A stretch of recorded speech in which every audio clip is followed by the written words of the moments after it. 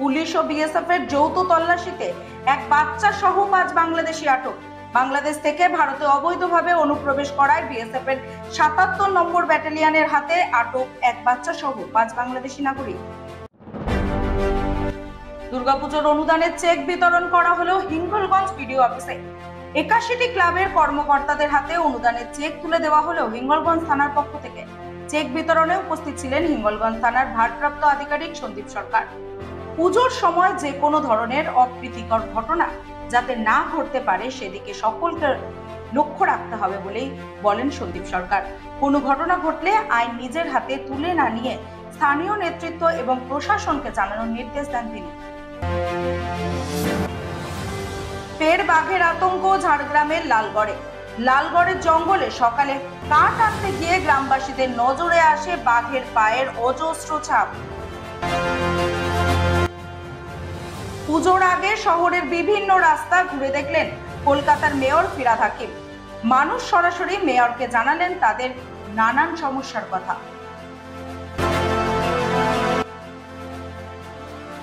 নবান্নে মন্ত্রিসভার বৈঠকে রাজ্যের শিল্প, প্রশাসন ও জনসংযোগ নিয়ে গুরুত্বপূর্ণ সিদ্ধান্ত নেওয়া হয়েছে।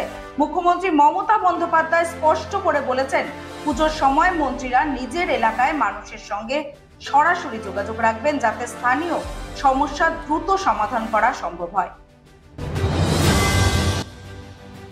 অভিষেক বন্দ্যোপাধ্যায়ের ক্লাব ডায়মন্ড হারবার এফসি এবার বড় ধাক্কা খেল।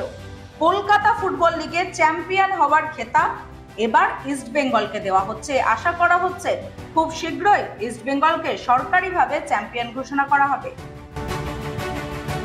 আজ বিশেষ ইডি আদালতে রাজ্যের কারামন্ত্রী চন্দ্রনাথ সিনহার জামিন সংক্রান্ত শুনানি। ইডির তরফে জানানো হয়েছে, মন্ত্রীর স্ত্রীর নামে নির্মাণ ব্যবসা হলেও প্রকৃত নিয়ন্ত্রণ মন্ত্রী নিজেই করতেন। গ্রুপ সি ও গ্রুপ ডি পদে চাকরি হারানো কর্মীদের জন্য রাজ্য সরকারের দেওয়া ভাতা হঠাৎই আটকে গেল। কলকাতা কোর্টের বিচারপতি অমৃতা সিনহা ভাতা দেওয়ার উপর স্থগিতাদেশ বাড়িয়ে 2026 সালের 30 জানুয়ারি পর্যন্ত করেছেন।